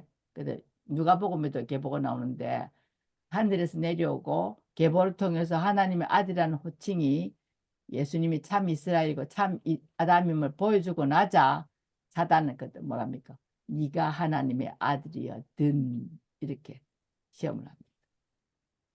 그러니까 우리가 뭔가가 우리한테 좀 좋은 일이 생기면 뭐 해야 됩니까? 조심해야 됩니다. 그리고 기도해야 됩니다.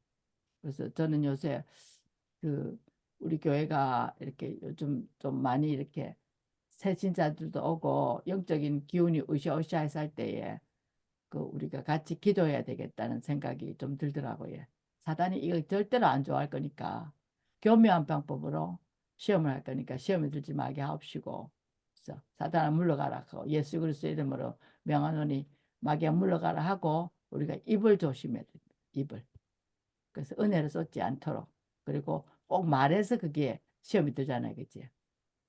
그러시면서 예수님은 그 각 시험에 대해서 이스라엘에게 주어진 기록된 말씀으로 반박하셨습니다. 그러니까 우리가 기록된 말씀을 많이 봐야 되지.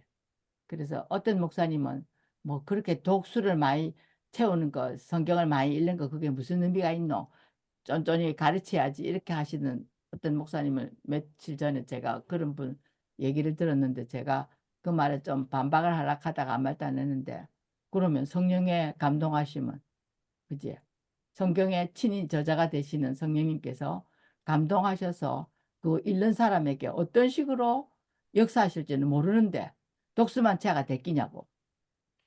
첫째는 안 읽는 것보다 읽는 게 훨씬 낫잖아요. 그치? 그리고 최소한도 그 물론 어떨 때는 너무 잠이 오면은 그 성경 읽다가 누워 자는 경우도 있지만 졸는 경우도 있지만 그래도 최소한도 성경 읽을 때는 나쁜 생각 좀 덜 하잖아요. 그것만 해도 어딘데. 그래서 근데 왜 그 성전 꼭대기에서 뛰어내리라고 영웅이 되어보라 했잖아요. 근데 여기서 참 조심해야 될 게 뭔가면 예수님이 그 사단이 뭐라는 게 아니라 뛰내려도 안 다칠 기다. 하나님이 니를 구해줄 거니까. 근데 이때 만일 예수님이 그 사실은 돌로 떡을 만들어 먹어도 죄 아니거든요. 근데 예수님 그거 안 하셨지. 왜? 하나님께서 주신 능력을 자기 개인을 위해서 안 쓰시겠다고 안 하셨습니다. 만일 그 이제 그 광야에서 시험 중에 40일 금식하시고 돌로 떡을 만들어가고 잡쌌으면 그 돌이 이스라엘 돌이 그 누리끼리 해갖고 떡같이 생겼다거든.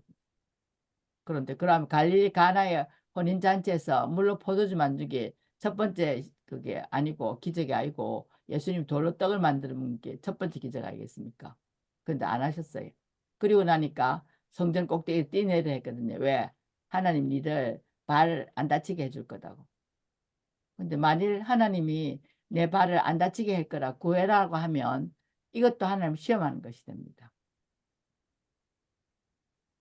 그래서 이거 되게 조심해야 됩니다. 그래서 주기도문의 마지막 강구는 하나님의 은혜가 없으면 백성들이 참고 견딜 수 없다는 것을 인정합니다. 그래서 그 우리는 너무 약하기 때문에 세상에서 시험이 존재하지만 예수께서 세상에서 너희가 환난을 당하나 담대하라 내가 세상을 이겼노라고 우리에게 확신을 시키시고 또 때로는 영안이 조금 밝아질 때는 아 이러다가 시험이 오지 싶을 때가 있거든요. 그럴 때는 하나님 내 시험에 못 이깁니다. 도와달라고 미리 선포를 해야 됩니다. 그리고 시험에 들지 말게 하옵시고 시험에 들지 말게 하옵시고 해야 되지. 그 다음에 또 구체적인 그러니까 압도할 시험으로부터 지켜주시도록 하나님 그렇게 하시기로 약속하셨습니다. 그리고 완전하게 악으로부터 해방될 그날 언제입니까? 재림 때. 또 이 기도에는 하나님을 조차 하나님을 생각하는 것. 그래서 하나님 닮게 해주십시오. 하나님 좋아하는 생각만 하게 해주십시오. 그래서 결국은 예. 복음이라는 맥락을 볼 때 이 강구는 그리스도의 완성된 사역에 기초하는데 예. 그 한 가지 중대한 측면은 뭔가 하면 그리스도께서 순종하셨는데도 사탄의 시험과 참소를 당하셨다는 것입니다. 순종하셨는데도 나는 순종했는데 예. 사탄의 시험과 참소를 당하시니까 조심해야 되지. 예. 세 가지 부류의 사람들이 있었습니다. 첫 번째 아들 아담은 에덴 동산에서 시험을 받았는데 통과 못 해갖고 에덴 동산에서 쫓겨났습니다.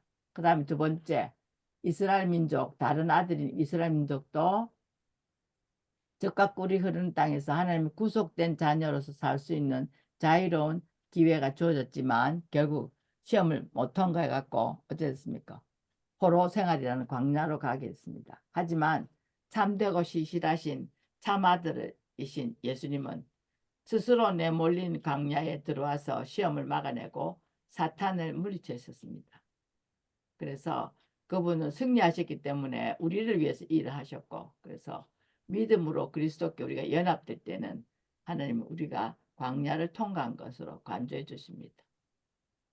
이 말은 그리스도와 더불어 성부께 받아들인다는 의미이기 때문에 그 때문에 다음과 같은 질문으로 우리를 시험하는 것은 하나님을 시험하는 것입니다. 왜 그 교회 가자 하면 어떤 사람 그러잖아요. 나는 너무 죄가 많아서 못 간다고. 그 망발이지 그지. 하나님이 고치지 못할 사람이 어디 있습니까? 하나님이 과연 나와 같은 죄인을 구원하실까? 이렇게 하는 거. 이거는 사단이 참소하는 것에 넘어가는 거지. 하나님 제가 참 죄인인데 그래서 저를 받으셔서 저를 회복시켜 달라고. 그러니까 이게 겸손을 가장한 교만입니다. 그리고 난 뒤에 이제 성령이 나오지. 독설로지 영광이 임하는 건데 하나님을 찬양하거나 하나님 영광을 인정하기 위해서. 그래서 왜 나라와 권세와 영광이 아버지께 영원히 있사옵나이다라는 것은 없는 본문도 많대요. 그런데 그래도 성경의 가르침과는 조화가 이룹니다. 그래서 하나님이 자기 아들 구원 사역을 통해 자비롭게 자기 나라에 들어가게 하신 사람으로서 전능하시고 대단히 영광스러운 한 분 하나님을 인정한다. 그래서 어떤 목사님 지금 돌아가셨는데 그 목사님은 새벽에 아침에 일어날 때마다 나라와 권세와 영광이 아버지께 영원히 있사옵나이다 이렇게 시작하고 아침 일어난다 하시더라고요. 참 좋은 목사님이셨는데 일찍 돌아가셨어요. 그래서 어쨌거나 이거는 그 요한계시록에 보면 온 세상의 열방에서 온 하나님 백성들이 하나님 보좌와 어린 양 앞에 서서 찬양을 부르는 그런 환상을 기대하게 됩니다. 그다음 아멘은 맞았어 유레카 하듯이 예. 그래서 구약에서 성령 다음에 화관으로 쓰이는 히브리어로서 이게 성경에는 시편 41편에 보면 이스라엘 하나님 여호와를 영원부터 영원까지 성축할지어다 아멘 아멘 이게 바로 성령이고요. 또 느헤미야에 보면 회중이 다 아멘하고 여호와를 찬송하고 백성들이 그 말한 대로 행하였니라 이거. 그래서 이때 아멘이라는 것은 진실함, 신실함, 믿음 등을 나타내는 것서 확신을 나타내는 말입니다. 그렇게 될지어다. 근데 이거는 소원이 아니고 하나님이 계시는 뜻을 확언하기에 그 뜻이 필연적으로 이루어질 것 하시는 것을 의미하죠. 그래서 이 성령에 암시되어 있는 것은 예수님의 이름으로 기도합니다. 우리 주 예수 그리스도를 통해라고 말할 때 쓰는 것입니다. 그래서 주기도문 그리스도 중심적이기 때문에 그리스도와 분리돼서는 제대로 이해할 수 없고 우리가 우리의 힘으로 예수님의 이름으로 기도합니다. 반드시 해야 되지. 특히 주기도문은 예수님을 그리스도로 세상의 주로 선포하는 것이 필수 불가결하기 때문에 이런 기도를 불신자는 못합니다. 그래서 우리 기도의 모범이 되고 또 이 성령은 우리가 그분을 아버지라고 부를 수 있게 하신 하나님 자비에 대한 크나큰 놀라움을 반영해야 됩니다. 또 하나님의 영광스러운 나라가 나타나고 그분의 권세와 영광이 나타나기를 간절히 바라는 마음을 반영해야 됩니다. 그래서 이 현세적 실존과 하늘의 영광은 있는 가교가 그리스도는 있다는 사실을 표현해 주는 것이어서 이 성령이 중요하지. 그리고 이제 요약을 해보면 주기도문은 기도의 모범이지만 예수님의 구속 사역의 한 일환이라는 거. 또 각 부분은 구약에 계시된 하나님의 구속 사역을 배경으로 해서 아까 그 솔로몬의 기도가 그 주기도문 안 닮았을 때 그지. 그리고 기도는 왕이신 하나님 그 나라가 임하는 것 그리고 이것이 그 나라 백성에게서 무엇을 의미하는지에 초점을 맞춰야 되고 또 주기도문의 모범은 모든 기도가 결국은 하나님이 그리스도를 통한 구원 계획을 제시하신 것과 연결되어 있음을 나타내서 중요합니다. 그리고 이제 생각해 볼 때에 이게 완전 주문처럼 아닙니까? 주기도문에서 기도 빼고 주문. 그래서 사실은 주기도문도 새로 공부를 해야 됩니다. 그리고 천천히 시간을 들여서 주요 단어 및 간구의 의미를 곰곰이 묵상해 볼 때에 주기도문을 제대로 할 수 있을 것입니다. 그렇게 해서 6단을 마치고 이제 이스라엘 역사에 기도가 많이 나오는데 그것에 대해서 좀 살펴보게 하겠습니다. 성경신학이라는 게 있거든요. 뭔가 하면 성경은 하나의 이야기다. 그래서 놀라운 통일성이 있다는 거지. 이때 이야기는 그러니까 창세기 창조 이야기부터 시작해갖고 타락 이렇게 그 나중에 아브라함, 다윗, 뭐 출애굽 이런 식으로 쭉 이렇게 출애굽, 아브라함, 다윗 이렇게 나오다가 나중에 어떻게 합니까?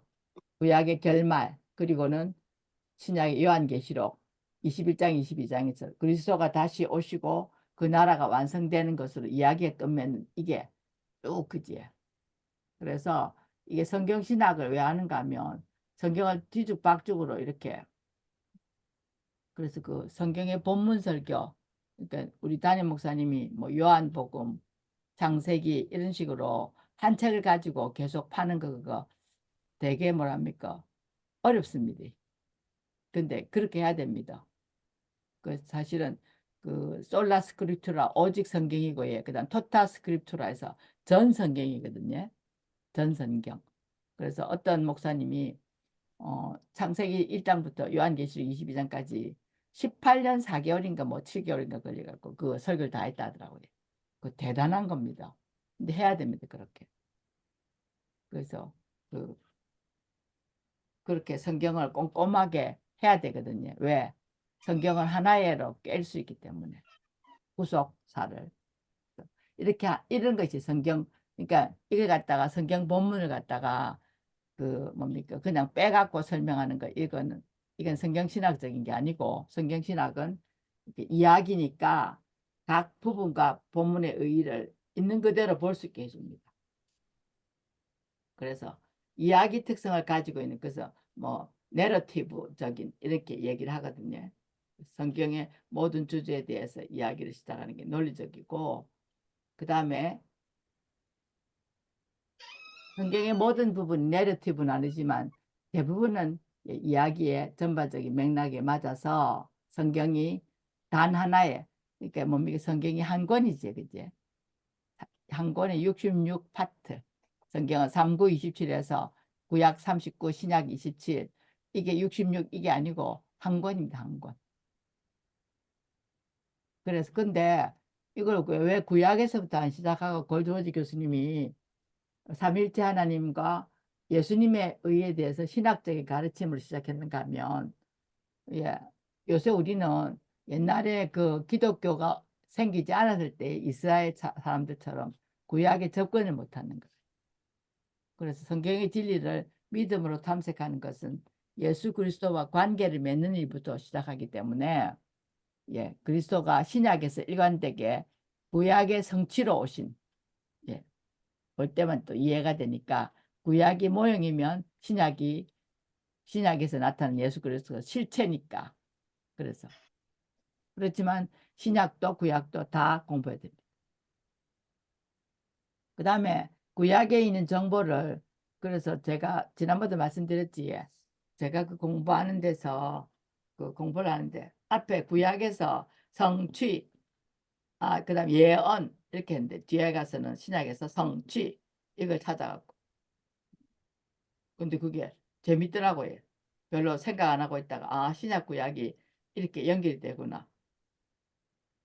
그래서 신약에서 시작하는 것은 구약에 있는 정보에 새로운 정보를 추가해 가는 것. 그런데 사실 여러분들 저 한 가지 물어봅시다. 창세기 1장 1절에 어떻게 시작하지? 하나님이 천지를 창조하신 태초에 하나님이 천지를 근처에 창조하시니라 하지. 그다음 요한복음 1장 1절은 뭡니까? 책 말씀이 계시 태초에 말씀이 계시니라 하지. 우리나라 말에는 태초가 똑같다입니까? 시간적으로 똑같습니까? 어느 게 먼저지? 신약의 요한 요한복음에 요한복 태초는 그게 없지. 시작이 없는 태초입니다. 왜? 예수 그리스도께서 삼위 하나님이 아예 처음부터 계셨기 때문에. 그런데 창세기의 태초는 시간이 시작되는 태초입니다. 그치? 그러면 요한복음에 나타난 그 말들이 창세기에 나타나는 말들보다 훨씬 더 옛날 이야기를 많이 말하고 있겠지. 그래서 신약이 오히려 그 삼일체나 이런 아니고 창조 전의 이야기에 대해서 더 많은 힌트를 제공해 준단 말입니다. 신약에는 세상의 기초가 생기기 전에 사건들을 언급한 곳인데 특히 요한복음 같은 경우. 그래서 요한복음 17장 5절, 7절, 8절을 보면 아버지여 창세전에 내가 아버지와 함께 가졌던 영화로서 지금도 아버지와 함께 나를 영화롭게 하나님이 창세전에 벌써 예수님께서 계셨네. 그리고 아버지께서 내게 주신 말씀들을 하나님께서 예수님한테 말씀을 들어주셨네. 그 말씀을 예수님이 제자들에게 주셨네. 그리고 또 예수께서 아버지께서 나를 세상에 보내신 같이 나도 그들을 세상에 보내고서 제자들을 갖다가 세상에 이 아들이 제자들을 세상에 보내는 것도 아버지 따라서 했네. 예. 그러니까 그 말을 통해서 이루어졌기 때문에 아버지가 아들을 세상으로 보낸 사건에 또 어떤 말이 있었을 거란 추론이 가능하지. 말씀이 육신되 우리 가운데 가심에. 그래서 이 모든 것이 성육신 하신 말씀이신 예수님이 하신 말에 반영됩니다. 그래서 이제는 기도를 삼위일체 간의 대화를 어떻게 보여주는가 하는 견지에서 살펴볼 필요가 있는 거지. 그 대화는 창조의 말씀, 그러니까 바로 하나님께서 그 계획하신 창조의 말씀과 말씀이신 예수님 안에서 가장 충만하게 표현된 하나님의 말씀에서 실현됐습니다. 그래서 구약에서 아까 봤지만 그 솔로몬의 기도가 그 이스라엘 민족의 기도잖아요. 그치? 그런데 이것이 예수님의 기도와 연관성이 가지는 것도 이런 의미입니다. 그래서 바로 2장에서 보면 우리는 이미 앞에 2장에서 세상이 창조되기 전에 삼일째 하나님이 서로 대화를 나누셨다. 그래서 말씀이며 하나님 형상인 예수님이 하나님의 말씀을 신실하고 참되게 받으셨고 그 말씀에 참되게 응답하신다. 그래서 왜 그 바울 서신에 보면 그리스도 안에라는 말 있잖아요. 그지? 이거는 그리스도 믿음으로 그리스도와 연합한다는 것을 말하는 건데 그리스도 안에 있는 사람들인 우리가 기도로 하나님의 말씀에 반응해야 된다. 이렇게 할 때 우리 기도가 예수님한테 업히 갖고는 완전한 기도로 말미암아 의롭게 됩니다. 그래서 우리도 모든 면에서 하나님이 받으실 만하다고 간주해 주십니다. 그래서 예수님이 하나님 형상으로 창조된다는 것은 뭡니까? 예수님은 하나님 형상으로 창조된다는 것은 곧 기도하도록 창조된다는 것입니다. 그러니까 우리가 무슨 필요해서 청구서 내밀도록 하도록 그래서 내가 기도하러 가야 된다. 기도할 게 많아서 기도하러 간다. 이게 사실은 어불성설이라는 거지. 우리는 기도하도록 창조됐다는 것을 보여주는 것이다. 그래서 왜 지난번에 한번 나왔지? 창세기에서 아담이 말하는 장면이 어디 나오지? 창세기에서 분명히 아담이 말을 많이 했을 겁니다. 그지? 근데 창세기에서 아담이 말한 장면이 기록된 게 어디 나옵니까? 뭐지? 3장. 예? 3장 아닌가요? 예, 뭡니까 그래? 그 내용이 뭐지? 아, 이브가 낳더러 예. 사과 네가 왜 선악과를 먹고. 네가 왜 먹었냐고 하니까 음, 예, 하나님께서 내게 주신 여자 그가 주어서 먹었다 음, 이렇게 하고 남을 비난하고 빈정거리고 그런 말을 했지, 음. 그지? 그러니까 이 근데 하나님은 그 전부터 말씀하셨어요.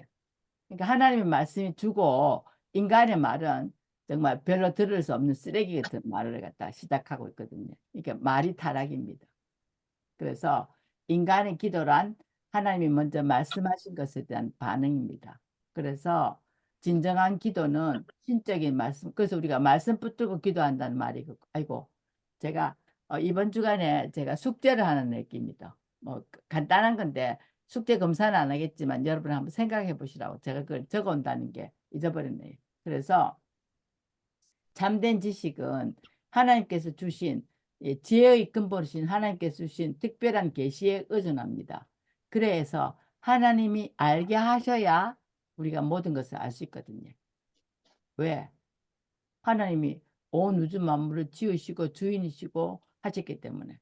그래서 왜 그런 얘기 했잖아요. 어떤 사람이 자동차 고장 나갖고 고속도로에서 막 끌끌매고 있는데 어떤 사람이 와갖고 딱 그래 금방 고쳐줄 줄 아닙니까? 근데 그게 뭔가 하면 바로 그 차 포드 차였는데 포드 차 만든 포드가 헨리 포드가 와서 고쳐줄 줄 아닙니까? 왜? 자기가 만들었으니까 잘 알지, 그지? 그처럼 하나님께서 예, 이 모든 사실의 궁극적인 의의를 아실 수 있는 분은 하나님이십니다.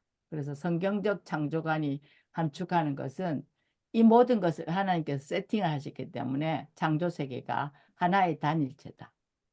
그리고 그것은 하나님의 주권적이고 창의적인 뜻에 따라 관계를 맺습니다. 그래서 기도가 어둠 속을 헤매지 않으려면 예수 그리스도 안에 나타난 하나님의 자기 계시에 의해 조명을 받아야 합니다. 그래서 하나님 마땅히 빛발을 알지 못합니다. 도와주십시오. 예. 그 대신에 우리가 기도 안 된다고 궁디빨딱 일날 게 아니고 하나님 오늘 제가 기도를 어찌해야 될지 마음도 많이 어지러운데 예. 하나님 도와달라고. 그럴 때는 오히려 기도가 딴 때보다 더 잘 될 때가 있지. 그래서 하여튼 모든 것을 다 아시는 하나님께 진솔하게 나를 아뢰는 거. 근데 그게 그분의 뜻이면 그 기도는 100%입니다. 그래서 구약에서 하나님의 자기 계시에 대한 반응으로 인간이 최초로 말한 것은 반역한 아담을 찾으신 데인데 조금 전에 반역자의 대답은 반항, 자기 변명, 상대방에 대한 비난이었습니다. 그러자 하나님은 그들을 에덴 동산에서 쫓아냈습니다. 또 두 번째, 살인자 가인에게 네 아우 아벨이 어딨냐고 할 때 또 반항적으로 대답했지. 이번에도 하나님은 심판의 말씀을 하십니다. 그래서 하나님은 죄인들의 말을 듣긴 하지만 은총 베풀고 용납하지 않으시기 쉽게 말하면 불경한 자의 기도는 하나님의 심판을 초래하는 반항일 뿐입니다. 그래서 하나님이 그리스도인의 기도를 들으시는데 그들이 선하고 잘나서가 아니라 예수님이 우리의 중보자가 되시기 때문에 참된 기도는 오직 은혜로만 드려지고 받아들여집니다. 그래서 기도의 선함과 경건함은 우리가 은혜로 받아들여진 결과 우리가 잘나서가 아닙니다. 그래서 그 로마서에 보면 우리가 아직 연약할 때의 기약대로 그리스도께서 경건하지 않은 자를 위하여 죽으셨도다. 곧 우리가 원수 되었을 때에 그의 아들의 죽으심으로 말미암아 하나님과 화목하게 되었은즉 화목하게 된 자로서는 더욱 그의 살아나심으로 말미암아 구원을 받을 것이니라 해갖고 네 이게 기도의 선함과 경건함도 우리가 은혜로 받아들여서 그런 거지. 그래서 죄된 인간들을 위한 하나님의 은혜는 하나님이 구원을 위해서 역사하시는. 그래서 왜 그 여러분들 성경에 보면 계보가 나오는데 악인의 계보하고 선한 사람의 계보하고 어느 쪽이 먼저 나옵니까? 뭐가 먼저 나오지? 악인의 계보가 먼저 나오지. 그지? 그 가인의 계보, 경건한 색과 에너스의 계보. 그래서 가인의 계보는 반항으로 표현되는, 그렇지, 하나님의 진정한 기도가 아닌 기도가 되고, 경건한 색과 에너스의 계보는 하나님의 구원의 은혜를 받는 한 가족 안에서 발견됩니다. 그러다가 기도 내용은 안 나와요. 그런데 구체적인 기도 내용은 안 나고 그냥 하나님이 자기 백성에게 말하는 방식만 강조되고 있습니다.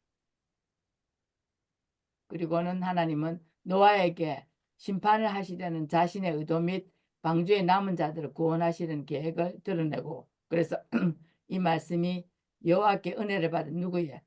노아에게 주어지고, 노아는 하나님의 지시를 따랐습니다. 그리고 나중에 노아가 홍수가 끝나고 난 뒤에 마른 땅을 밟고 하나님께 제물을 드렸을 때에 제물과 함께 기도도 드렸을 것입니다.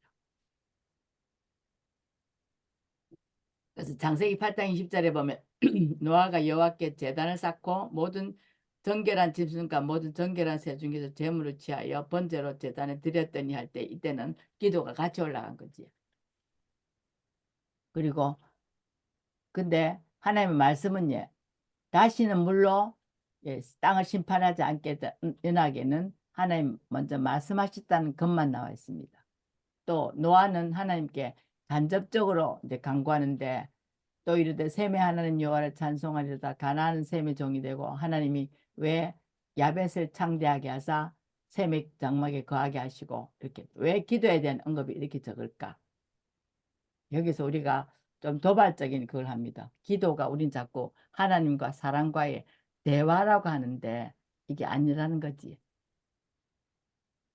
이게 굉장히 파격이지, 그치? 하나님이 먼저 말씀하시며 그에 따르는 모든 말은 그분의 권위 있는 말씀에 대한 반응입니다. 그래서 말씀하옵소서 종이 듣겠나이다. 이게 먼저라는 거지. 우리는 지금 뭡니까? 기도할 제목이 많아서 기도하러 간다는 게 청구서 내려가는 거잖아. 그치? 기도는 본질적으로 하나님께 말하는 것이 아니라 우리에게 말씀하시는 하나님에 대한 반응입니다. 그래서 언약하에서는 기도를 어떻게 하는가 하면 윌리엄 덤브렐이라는 박사님 계신데 이분이 호주가 난 구약학자십니다. 그래서 이분이 새 언약과 새 창조, 언약과 창조 이런 언약책을 많이 썼거든요. 그래서 그 윌리엄 덤브렐이 노아 이야기에서 언약이라는 말이 처음 나왔대요. 그거를 그래서 하나님이 창조 시에 확정하신 언약 관계를 공식화한다고 주장했습니다. 창조의 말씀으로 인해서 창조 세계는 창조주에 대한 의무를 지게 되었고, 또 하나님 말씀뿐만 아니라 모든 말이 언약적이라는, 말빛이 돈빛보다 더 무섭다 안 합니까? 이제 말이 책임 관계를 표현함으로써 언약적으로 작용한다. 그래서 우리는 하나님을 언약의 하나님으로 알며 하나님과의 언약 관계에 대한 반영 기도로 그분께 말한다. 그래서 언약이 하나님으로 하나님을 안다는 말은 구원의 언약이 무엇을 포함한지를 알아야 된다는 거지. 그래서 성경에 나오는 언약의 역사는 하나님 말씀하시는 대상이자 그에 대한 반응으로 하나님께 말하는 사람으로 우리 자신을 이해하는 데 중요합니다. 그 제가 왜 며칠 전에 그 여기 뭡니까 서울에 박영선 목사님 제가 그거를 하나 들어보시라고 제가 보냈지. 거기 네, 네, 들어보셨습니까? 네, 중간에 보면 그 일반 종교하고 그 기독교가 다른 점이 말씀하셨지. 뭐예? 자기 계시를 해주시는 분이 하나님이시라고. 다른 종교는 무조건 믿으라지. 더 닦아라 이란다 아닙니까? 근데 사실은 기독교는 종교도 아니지만 하나님이 내가 이런 사람, 내가 이런 하나님이다. 내가 너희의 창조주가 된다. 내가 너희 아빠다. 자비로운 자비를 베푸는 분이다. 이런 것들을 말씀해 주시니까 우리가 알 수 있다는 거지. 그게 다르다. 그래서 제가 그거를 그 방송을 들으면서 이거 우리 기도와 하나님 아는 지식하고 많이 비슷하다. 그래서 우리 멤버들이 한번 들으시면 좀 리뷰가 안 되겠나 싶어서 제가 들어보시라고 했는데 내용이 아주 쉽지는 않으니까 한 두세 번 이렇게 한번 더 들어보시면 좋을 것 같습니다. 그래서 하나님께 말하는 사람이라는 우리 자신을 이해하는 게 중요하고요. 그래서 언약 아래에서 이스라엘 족상이었던 아브라함이 단을 쌓고 여호와의 이름을 불렀다는 것은 중요한 의미를 가집니다. 그러니까 갈대아 우르에서 우상 장사하던 아브라함에게 갈 바를 알지도 못하면서 그냥 가라 했잖아요. 근데 이러한 지시에는 아브라함과 그의 후손을 축복하시겠다는 중도한 약속, 다시 말해서 나중에 공식적으로 언약으로 아브라함 언약이 수반됩니다. 민족과 땅과 하나님 축복을 주실 것이며 이 축복을 세상의 모든 민족에까지 확장시켰다는 약속에 구원에 대한 전체 그림이 숨어 있는 거지. 그리고 이제는 이게 기도와 언약 관계를 이제 의미할 때에 중요하게 작용할 것입니다. 아브라함 기도한 사람이지 우리가 뭐 볼 수 있습니까? 그 소돔과 고모라 그 뭐예 50명, 45명, 40명 이런 식으로. 그래서 아브라함은 소돔 왕에게 그가 저기 아브라함이 왕에부터 아무것도 안 취하겠다고 맹세했다고 말한 게 나오는데 그보다는 그 하나님의 말씀에 대한 아브라함의 직접적인 반응에 최초로 기록된 것은 창세기 15장 2, 3절에 나옵니다. 바로 아브라함아 두려워하지 말라. 두려워 말라. 나는 너의 방패요. 너의 지극히 상급이니라. 이건 뭡니까? 아브라함이 겁냈다 아닙니까? 그치? 겁냈지. 318명 거느리고 집에서 기르던 사병 데리고 언격결에 가서 쳤는데 그 사람들이 또 올까 싶을까? 겁낼 때에 아브라함 두려워하지 말라. 나는 너의 방패요. 너의 지극히 상급이다. 그래서 두려워하지 말라는 말은 앞으로 계속해서 선지자들이 하나님 백성에게 구원 또는 임박한 해방의 확신을 나타내는 공식적인 표현됩니다. 그래서 우리 책에 보면 뒤에 그 귀절이 많이 있거든요. 그리고는 자식을 갖지 못한 아브라함에게 수많은 후사를 갖게 될 것이라고 안심을 시킵니다. 그래서 아브라함이 여호와를 믿으니 여호와께서 이를 그의 의로 여기셨겠다. 기도하는 아브라함은 하나님의 언약 안에 있는 믿음으로 의롭게 되어졌고 두려워 말라는 아브라함에게 구원의 확증을 주시고 그리고 창세기 18장에 나오는 아브라함의 기도는 소돔의 멸망과 관련해서 하나님의 마음을 바꾸는 것이 보인다. 어쩌면 하나님이 그러면 저 뜻을 변하게 하시나? 여기에는 두 가지의 그 요소가 제한을 받습니다. 첫째는 성경 전체가 하나님 주권에 대해서 어떻게 보는가. 그 다음에 인간의 관점에서 하나님께 대해 하나님 변덕제의가 그지? 그래서 이렇게 소돔의 의인수를 놓고 옥신각신하는 데는 언약의 문제가 걸려 있습니다. 소돔에 살고 있던 의인 바로 롯을 염두에 둔 것이지. 그래서 해설자가 뭐라는가 하면 하나님이 그 지역의 성을 멸하실 때 곧 롯이 거주하는 성을 엎으실 때에 하나님이 아브라함을 생각하사 롯을 그 엎으시는 중에서 내보내셨더라. 아브라함을 생각해 주신 거지. 그리고 또 회개하는 아비멜렉을 위해서도 중보하는 이런 하여튼 언약 기도의 유행은 창세기 족장에 보면 계속해서 나옵니다. 그래서 며느리 될 사람을 친족 중에서 찾으라고 종을 보내는데 아브라함의 후손에 대한 언약으로 말이야. 또 아브라함의 종은 하나님께서 이삭에게 적합한 아내 찾는 일에 성공함으로써 아브라함에게 헤세드 은혜를 베풀다라고 기도하는데 이 헤세드가 steadfast love 불변하는 사랑으로 번역되는 것은 하나님을 언약적 신실함을 개념을 나타내는 말이지. 그리고 헤세드라는 말이 시편에 나오면 언약적 함축을 지닌 말로서 표현됩니다. 그리고 그 사명에 그러니까는 이삭의 아내를 찾게 되자 아브라함의 종은 하나님의 언약적 신실함을 찬양하는 기도를 드립니다.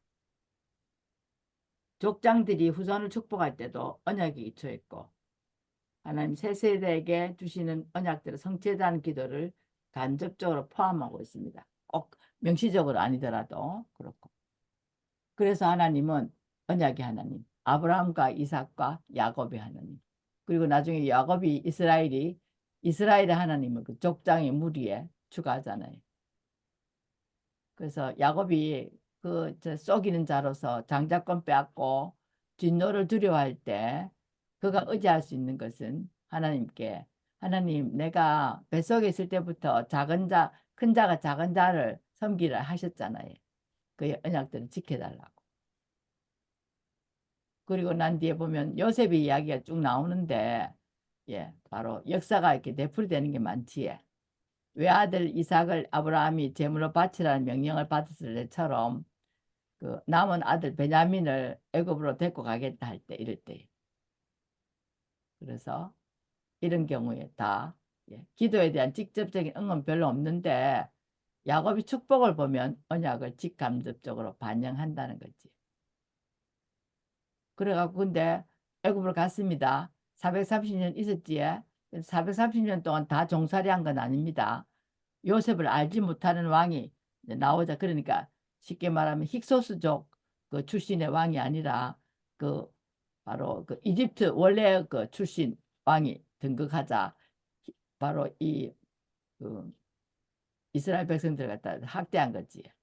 그러자 그 포로 생활은 아브라함의 약속됐던 땅, 씨, 복을 주시겠다는 것 구원이 아니잖아요. 그러자 언약의 하나님은 이스라엘 백성들이 아브라함에게 도와달라고 부르짖을 때에 그들이 곤경당하는 것이 하나님의 약속과 언약과 어긋나는 것이라고 해서 하나님이 아브라함과 이삭과 야곱에게 세운 그 언약을 기억하셨다 했는데 이게 하나님 맞다 까먹네 내가 그걸 기억해 이게 아니고 하나님이 언약에 근거해서 행동하기로 하셨다니 언약에 근거해서 행동하기로 하셨다는 의미.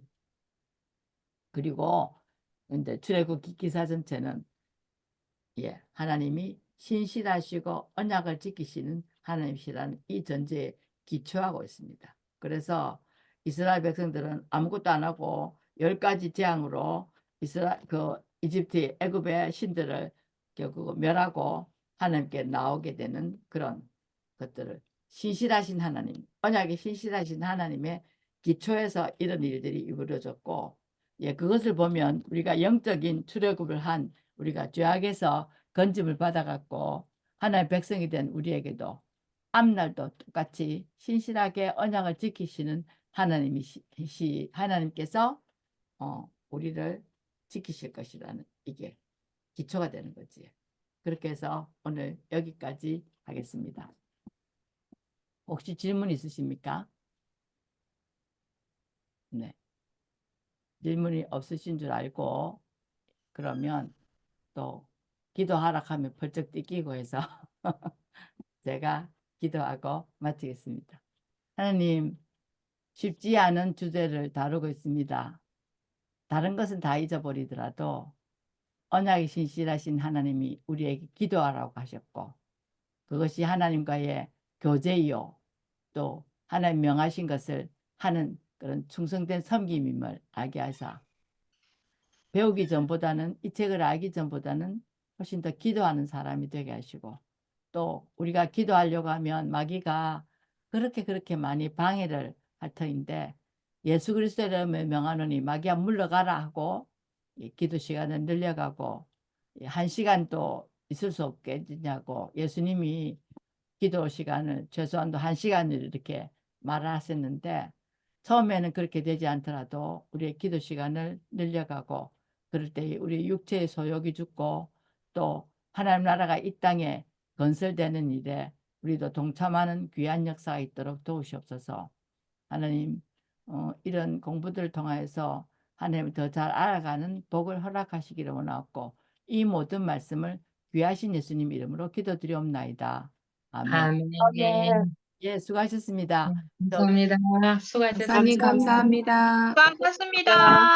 예, 감사합니다. 지난번처럼 제가 그거를 할 거거든요. 네.